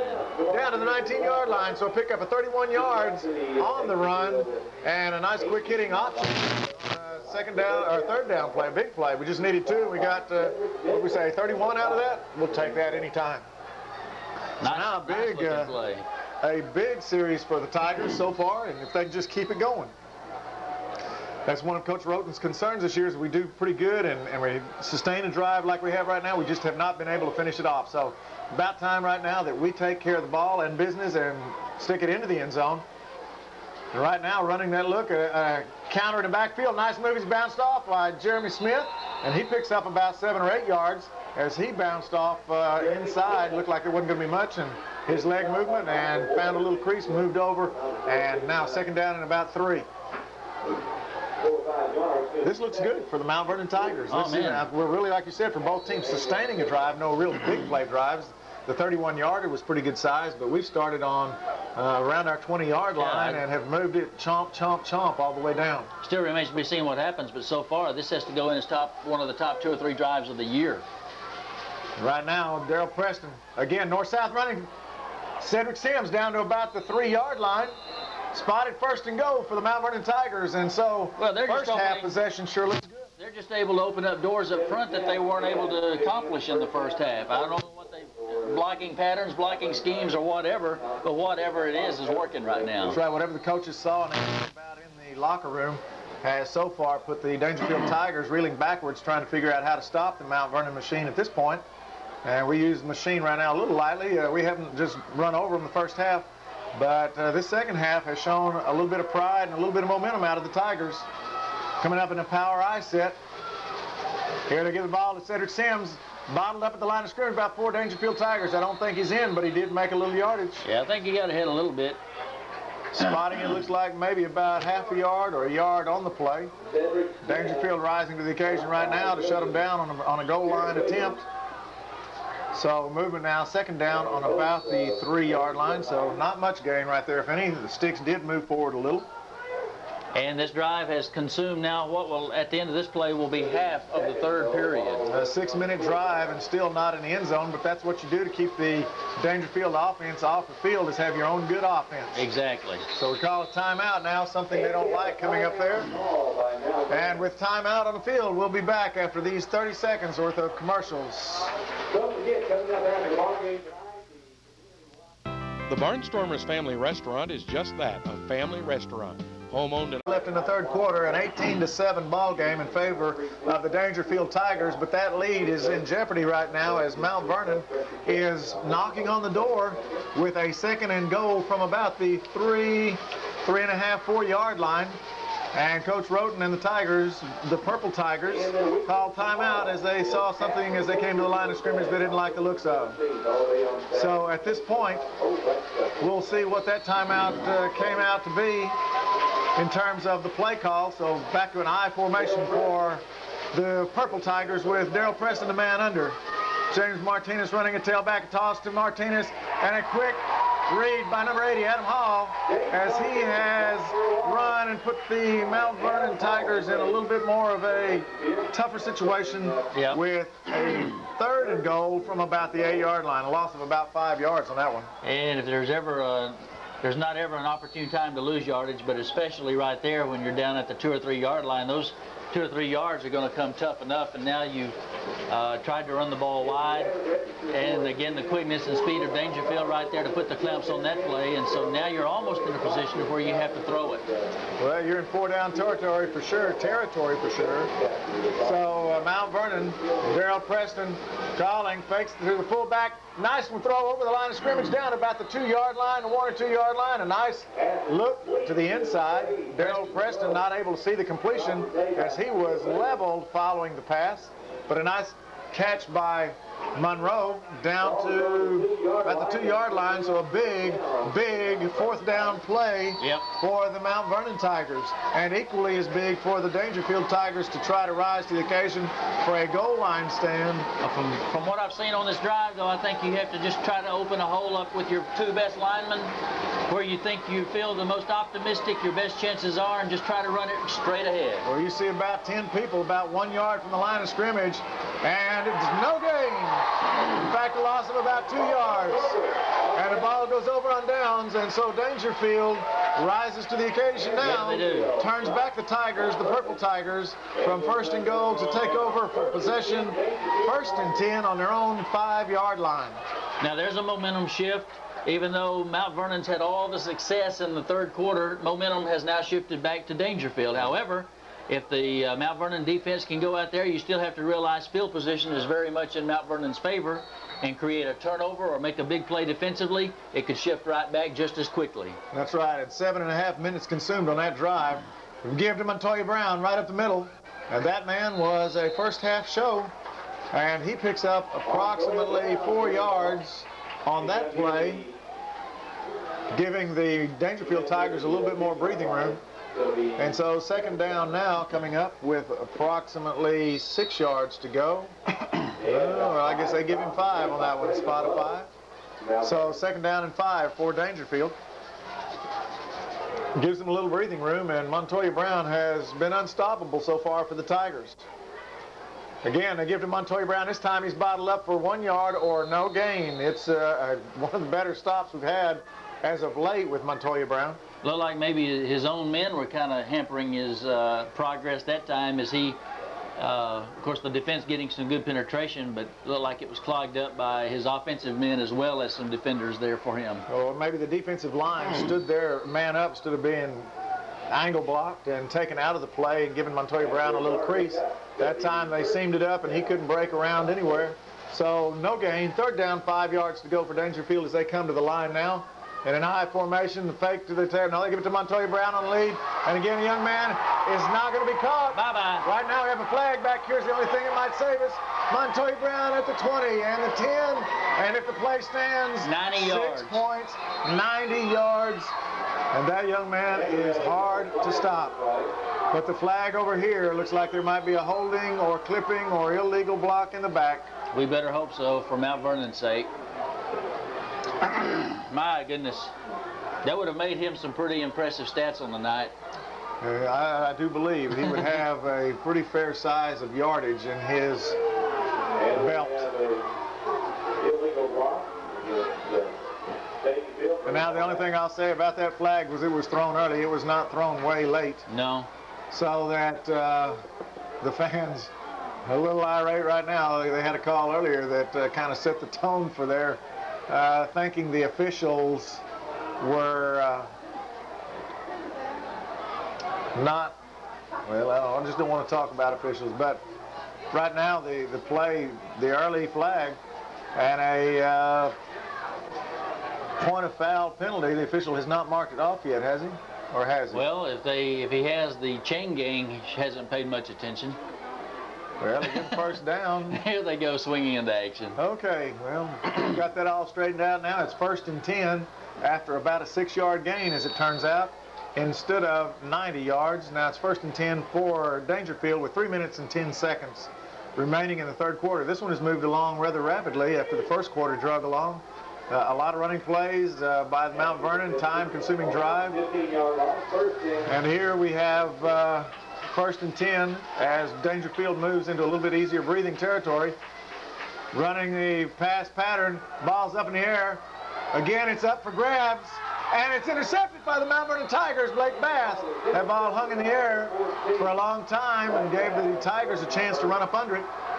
Number 5, the intended receiver for Daingerfield, Cedric Mitchell, and the ball just a little too long and too high in the air gave the Mount Vernon Tigers a chance to recover and pretty good field position. That might be as good as a punt, but still for the Tigers, the 43-yard line, and if they can take care of business now, like they did the first drive of the second half,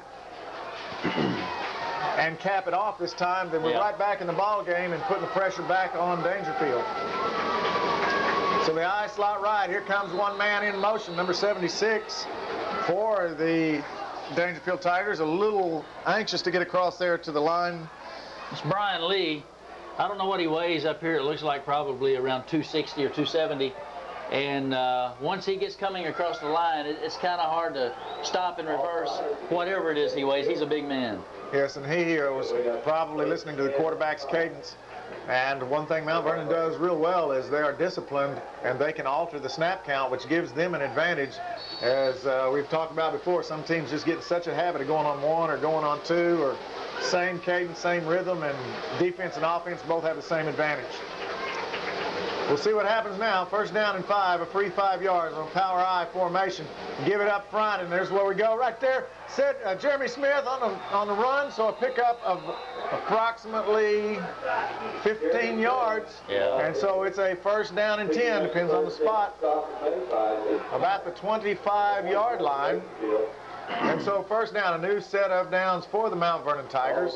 13 yards on that run, and with 2:51 to play, the clock stops momentarily to move the chains. Mount Vernon right back in business with a chance to close the gap against the Daingerfield Tigers. Again, as we've noticed right now, most the effective runs have been north and south right at them and quick till we get down in the end zone, and then they kind of wrap everybody up and plug the middle. Another one right up the middle, pickup of about 3 or 4 yards. Again, Jeremy Smith on the ball carrier, following 2 lead blockers out of Martinez and Blake Bass, I would assume, or Ricky Fuchs on that one. A pickup of 2 yards, second down, 8 yards to go. 2 yards the hard way. Again, nowhere to go on that play. Looks like if he had broken it inside or outside, may have had a little more open spaces to roam, but I think we learned our lesson about running sideways, so we'll Yeah. get what we can forwards. Power eye right again.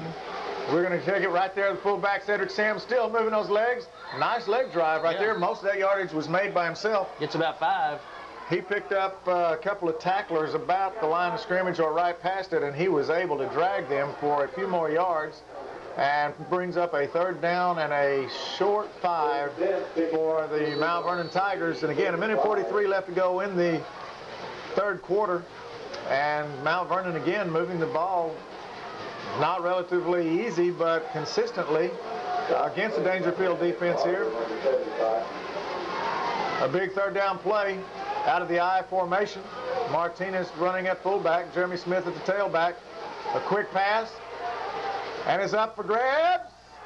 Oh, nice play by both players out there. That was Monroe going up for the ball, and number 5, Cedric Mitchell, both of them going up and making a play on the ball, and the ball falls away from both players. Brings up a big fourth down play again for Mount Vernon, this time from Daingerfield's 19-yard line. So we'll see what Coach Roden has on this fourth down play. Blake Bass I guess he brung the play in from the sideline, or brought the play in from the sideline. I think that's the one. I'll find that word here in a minute. I love multiple choice tests. And so here it is, fourth down and 5 for Mount Vernon. Daryl Preston with the ball, making a fake, and wide open! Oh no! Right through his hands. No. That one, come back to it though. We can come back to that play. It's wide open. Oh, no. Oh man, nobody feels any worse than that young man out there. But that's 2 times we've knocked on the door down here. Yeah. So maybe in the fourth quarter, or if we can get a turnover here real quick, here in the third quarter, maybe cash in on it. Oh man, that was a big one. Had the right play called. Had the right play called is right. And Mount Vernon now needs to go back to work on defense and try to get a turnover here or stop Montoya Brown from all the action. And there's one way to do it, but he's driving his legs and picks up about 5. I don't know that it's real hard to figure out who they're going to give the ball to after the success he's had tonight. Montoya Brown running from the tailback position there, picked up about 6 yards on that play. He's had quite a night. He's been the difference in the ball game for the Daingerfield Tigers. That's for sure.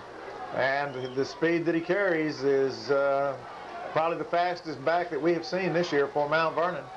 Very shifty too. His biggest run moments ago wiped out by penalty. Now we're coming back running the option. There's the pitch. Montoya Brown to the outside. He's got enough for a first down and some. And so with 27 seconds left, he's run out of bounds, and they stop the clock for the movement of the chains. It brings up a fresh set of downs for Daingerfield.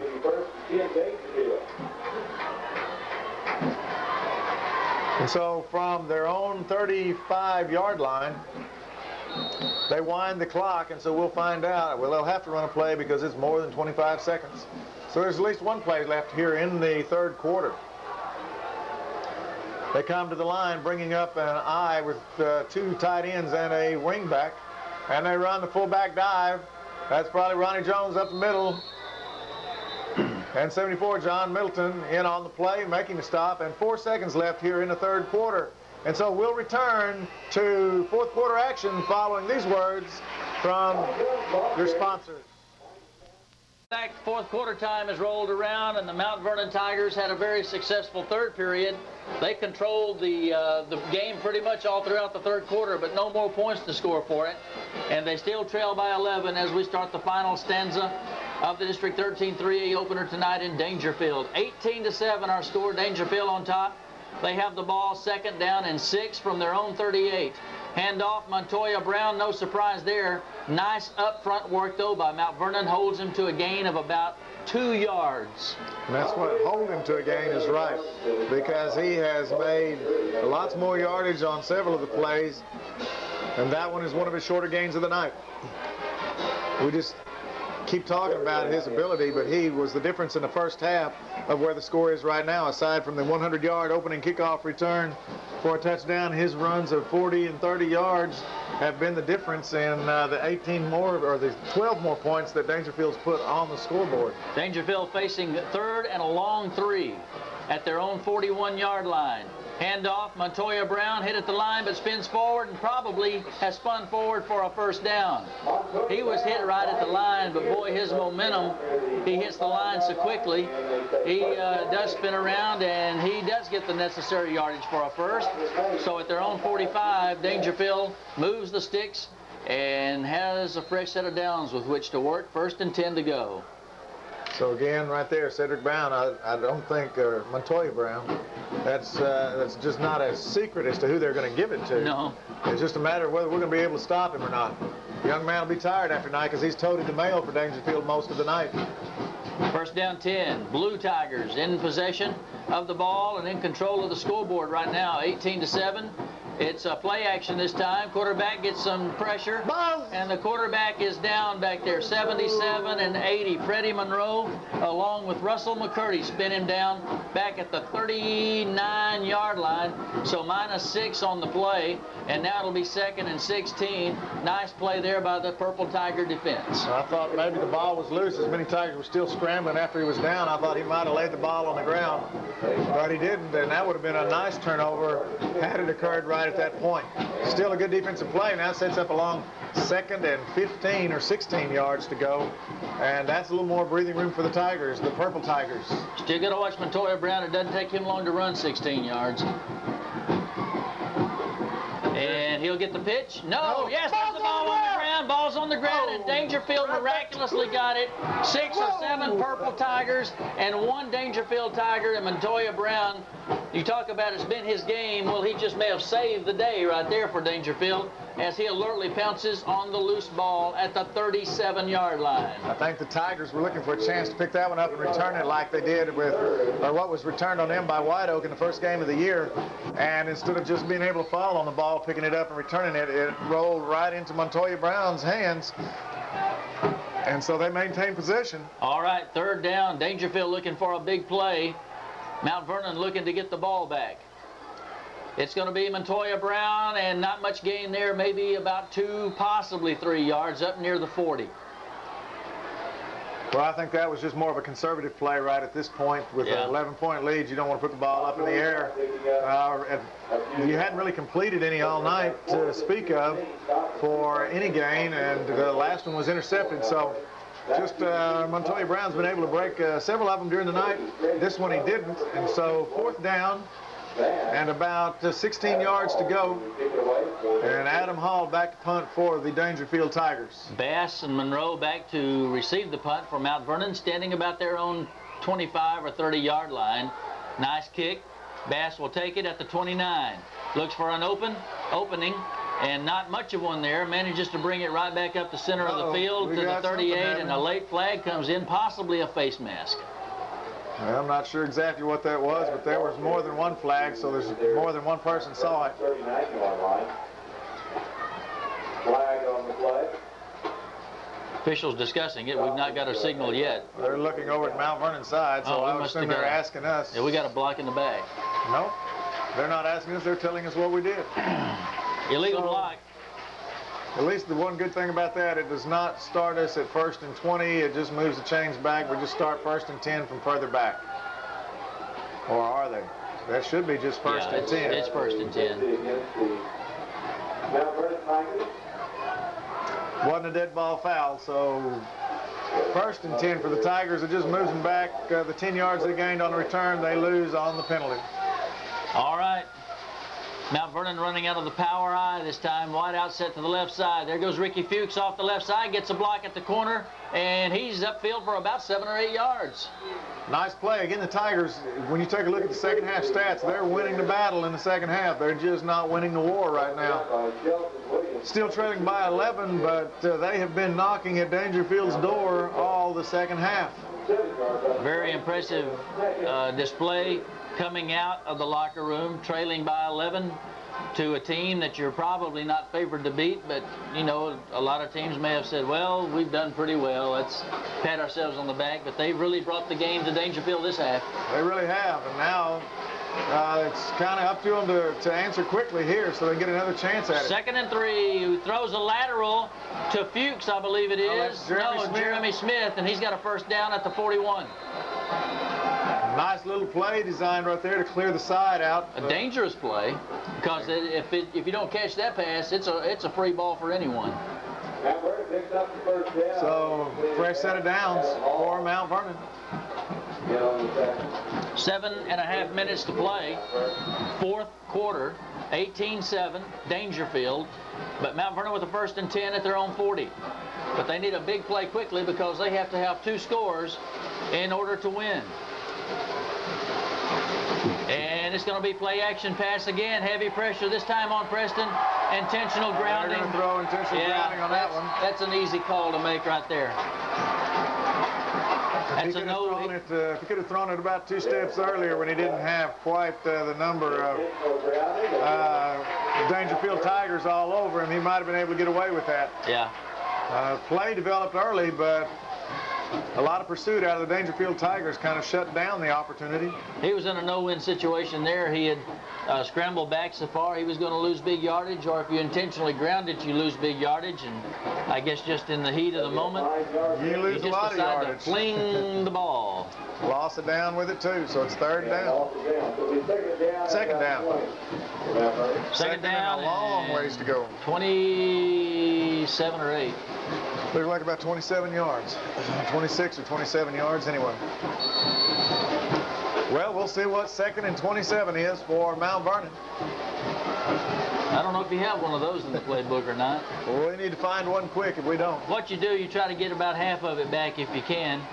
But they're going for the bundle. Intended for Monroe. Almost caught that thing. Catch. Almost came down with it. And that, like you said, that would have been the best description for it, a circus catch, as the ball would have had to come back to him off of a deflection. But it came real, real close. Kind of reminds me of the Stallworth catches that Pittsburgh receiver had against the Cowboys in the Super Bowl. He was laid out and over the top and did everything he could in his power to try to get that ball and bring it back with him. Were you born then? I was born then. In fact, I was born enough that I can go back and find all those Super Bowls. Oh, man.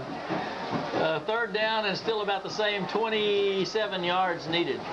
So now you pull one out. It's a 3rd and 30, a 3rd and 27. Ball going deep again. This one should be picked off. It is.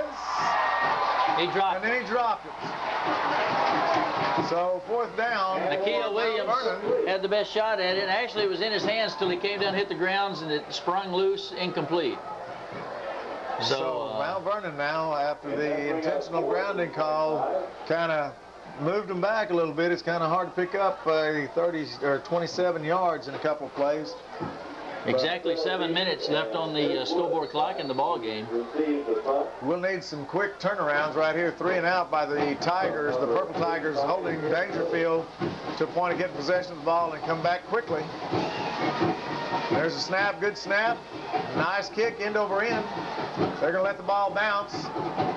And now they're going to try to lull you to sleep again. And here they come trying to find the alley. He's got an alley on this side. Uh-oh. And we'll just find out right here. Boom. For Daingerfield, that was Marcelo Peters. He fielded it at the 33-yard line. So he gets, let's see, 25 yards on the return, and Daingerfield is set up in great field position. And right now you have to think things are really starting to point in their direction based on the field position and the time remaining in the ball game. Well, their special teams work tonight has been a factor in the game, the opening kickoff being one of them, and that one right there helped put them in good field position, keeping Mount Vernon at bay as far as getting closer to the Daingerfield goal line. All right, Daingerfield back to work, 1st and 10. No surprise here. Montoya Brown into the secondary, still on his feet.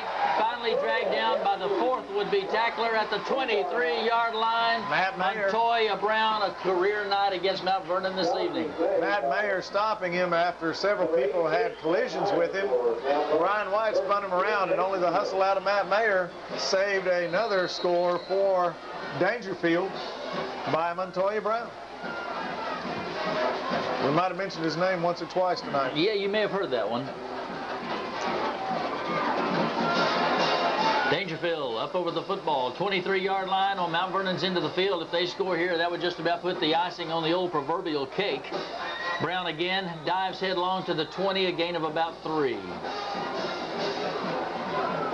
There's just not a whole lot of guesswork in it. Just the only guesswork you have is which hole are they going to run him through. Is it outside, inside right, or inside left? Well, down on the football field, Daingerfield hasn't treated Mount Vernon real nice tonight, but up here in the press box, hey, we have no complaints. We'd like to thank all the Daingerfield folks for making our stay up here most enjoyable with the refreshments, the sandwiches, the chips, the desserts, the soft drinks. It was great. We certainly appreciate it. Coming back now. Quarterback keeps it. That's Eric Woods. Tries it around the right side. Decent yardage down inside the 15-yard line to around the 13, and probably a first down. It may be close enough to measure. Well, the referee's putting the ball down, but there is no signal now for a measurement. No, about 2/3 of a yard short, looks like. Needs about a couple of feet to move the chains one more time. And again here, Daingerfield would be in no hurry to score. If they score, fine for them, but right now they just want to run the clock and move the ball. And if they could use up another couple of minutes before they score, that would even better for them. There's a first down, handoff off right tackle inside the 10 to around the 8 or 9 yard line. It'll be 1st and goal to go for Daingerfield on the next play.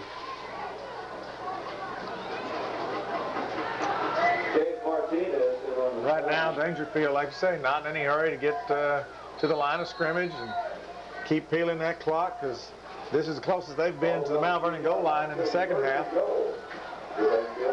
No points in the second half for either team. Still the same score we had at intermission, 18-7 in favor of the Blue Tigers from Daingerfield. 1st and goal play from just inside the 10. Handoff. Montoya Brown shakes off a couple of tacklers and finally ran out of bounds around the 6 or 7. Well, they don't even really run him out of bounds. The referee has not stopped the clock, so it's still rolling. And that'll run another 30 seconds off the clock. Yeah. And bring it right around 4 minutes whenever they get the next play off.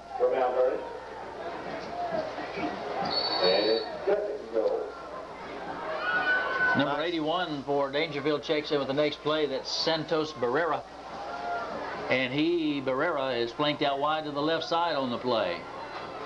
I formation behind the quarterback, Eric Woods. Ball at the 6-yard line, toss left. Heavy pressure. Hold on. Montoya Brown shakes loose, and finally getting in there for a second crack at him comes number 74, John Middleton, and with a little help from his friends, finishes him off about the 9 or 10 yard line. And they're going to spot him at the 11, so a loss of about 5 on the play. So 3rd and goal, and that's like the Mount Vernon Tigers did. You were close, and then you get a loss on the yard, and makes it just a little bit harder to get into the end zone. But so -5, you see -5 on the stat sheet, but there were still some very anxious moments on that -5 play.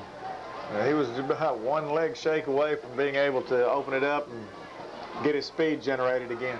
3:15, clock ticking toward the end of the ball game. Daingerfield trying to put an exclamation mark on the district opener They lead it 18-7 with a chance to widen the gap right now. Throwing to the end zone. Now pulls it down. Wants to run. Now Eric he's there. will score.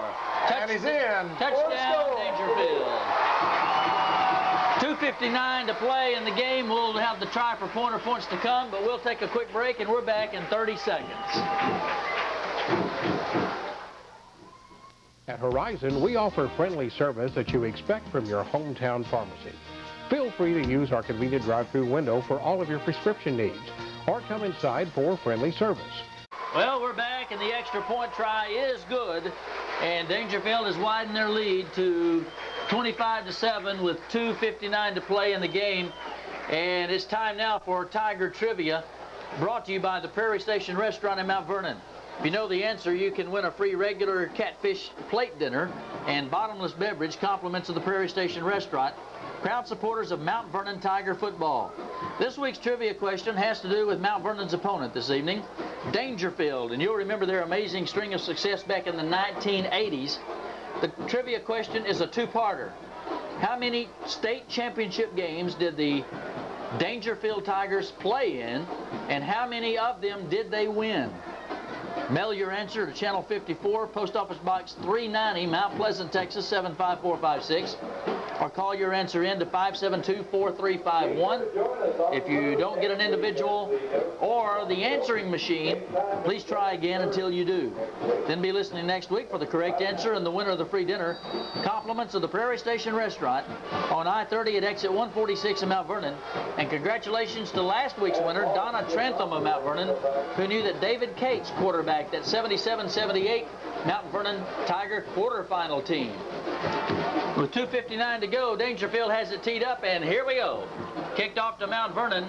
Ready, Monroe with the ball. Mount Vernon takes it at the 8-yard line. Monroe Right coming, up the crease, right up the middle. now breaks it to the outside and runs into a Daingerfield Tiger right there. So, for all intents and purposes now, Mount Vernon just playing for pride in this one from here on out. But even in a losing effort here tonight, we've seen that they have the stamina, I think, to still stay competitive throughout the remainder of this district race. When you consider there'll be 3 teams that come out of district going into the playoffs, there's still going to be a lot of dogfights left in this District 13 3A, including some for this Daingerfield team. That's right. But Mount Vernon has 2 hard weeks in a row left after tonight, facing Daingerfield. Next week they face Pittsburgh, and the following week they face Linden Kildare. And so it doesn't get any easier for the Tigers from here, and they've got to pick their chins up following this game and move on, facing Pittsburgh, and face them at the house. You know, you can come in there, like I said, there wasn't going to be any easy games here, and I don't think there's going to be any easy ones for Daingerfield either. So it could boil down to that last week of the season. Everybody still has a chance with 3 teams going. Still, though, if you had to pick one team, probably Daingerfield would be the wise choice right now, you would think, because they got some awfully talented, skilled people on this squad. There's a pass intended at, would have been a first down, but it's thrown a little bit short for Ricky Fuchs. So that stops the clock with 2:11 to play in the game. Ricky Fuchs, again, the intended receiver, and that ball just thrown a little bit short for where he made his cut over there. But a big 3rd down play for the Tigers to, at this point, like you say, play for pride and try to move it on down and score. It'll look better with 27-14 or 25-14 or 25-15. Mount Vernon doesn't have anything to be ashamed of. They knocked on the door all during the 3rd quarter. Now we got a timeout being called down there by Mount Vernon at the 2:11 mark of the game. We'll take a quick timeout, and we'll be right back in 30 seconds. You're first with us. You're first with us. You're first with us. You're first with us. You're first with us. You're first with us. You're first with us. You're first with us. At First National Bank, you're first with us.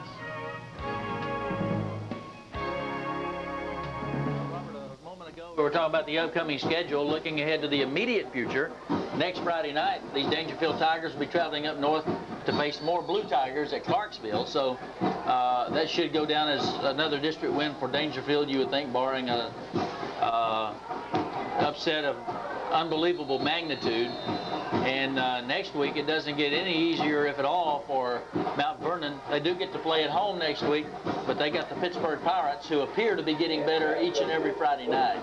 Well, last week's win over Italy, not necessarily a total shock, but knowing that Italy was rated as high as they were in Class 2A, you would just have thought that they probably would have won the game, being the program that they are. But evidently things are on the rise right now for Pittsburgh, and so that means the work is cut out for the Mount Vernon Tigers. On 4th and 8 from their own 35, Aaron Little boots it away and gets his prettiest punt of the night off, fumbled by Daingerfield, and now picked up by Eric Woods at the 24, and he gets back upfield, still on his feet. He's got the sideline, and he may score.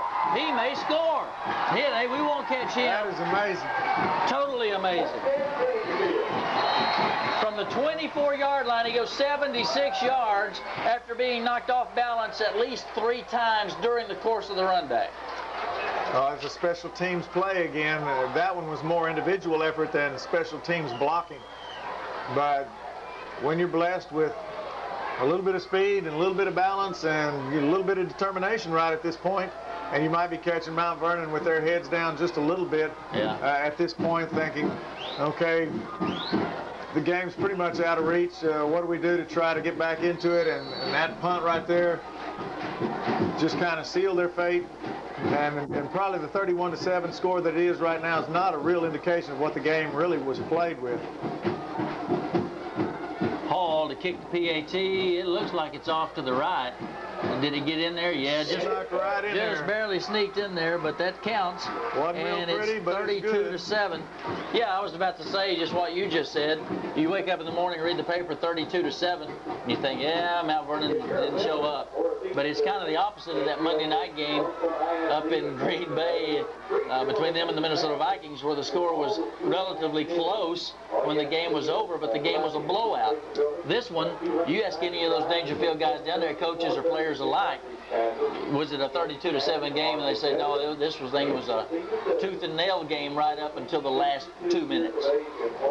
Well, it's just a shame the score differential is like it is for a team.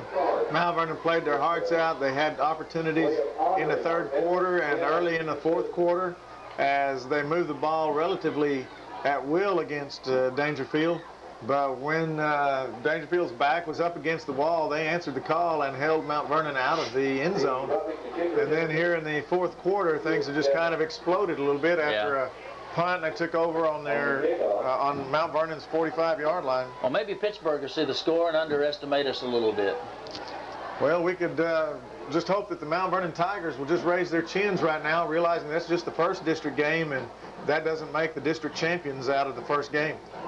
Well, Mount Vernon had a personal foul, roughing the kicker penalty on the PAT, and so the penalty has been assessed here on the ensuing kickoff.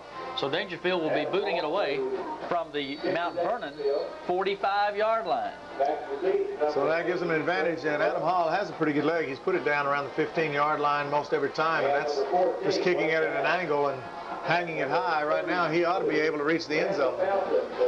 He'll have to re-tee the ball and retrace his steps in order to put the ball in play.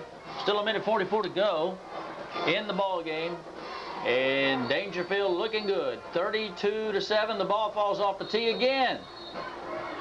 Well, I'm and not the sure official says, "Let me do this for you, young man. We got to go to the house." The flag is still sitting still down in the north end of the end zone.